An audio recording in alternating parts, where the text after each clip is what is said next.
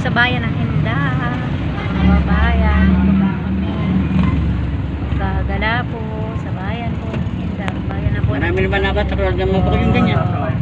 Ayan po. Sa Pitoda wala pa, no? Bayan po ito ng Inda. Ang mga tanga. Ba't ba si... Pinentang tricycle. Ba't ba si Jerry pinabayang mag-anong tatay nakapasok dati, ano?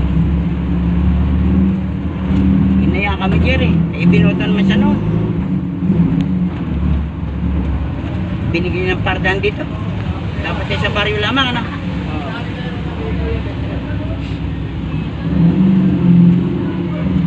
Wala yun eh, maluluko yun. Ano? Hindi mo pag ako'y gagala na yan dyan. Maluluko talaga. Okay. Pero mga wala ang advisor noon.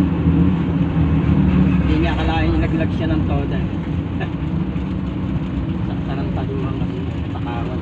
Ang nakapasok kasi Pareño, yung may grocery dyan, ano? Mabait yun, Ronald. Dealer ng buong bigas sa buong Cavite. Mayaman, ano? Kakita ko siya, kumusta na kayo sa mga ganyan?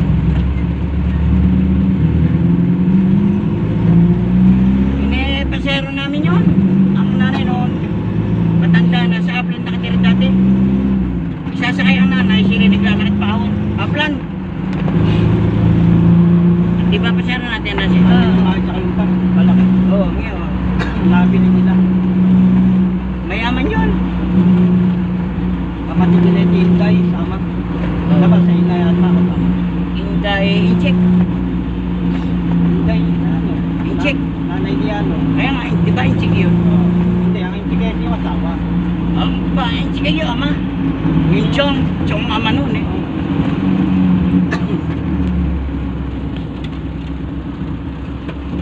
Kami mga kababayan sa palengke po ng Inda. Sa pangalawang kanto, Palengke po kami ng Inda. Ang papunta.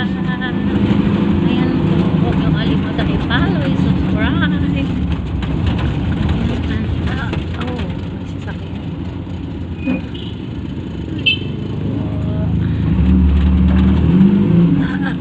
Diyan. Tapos po kami sa palengke. Kaya yung kanto ito. Hindi, sa isa.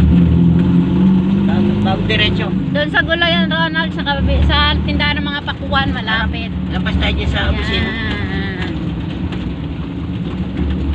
Yan, diretso lang. Yung isa Ito naman palengke parating sa po Reno. ng Inda. Maraming Tapat na salamat ng mga Pili. kababayan. Huwag niyo kalimutan i-subscribe. Diretso lang. Yan, marami pong salamat sa inyong lahat. Ito na, dito na, Ronald.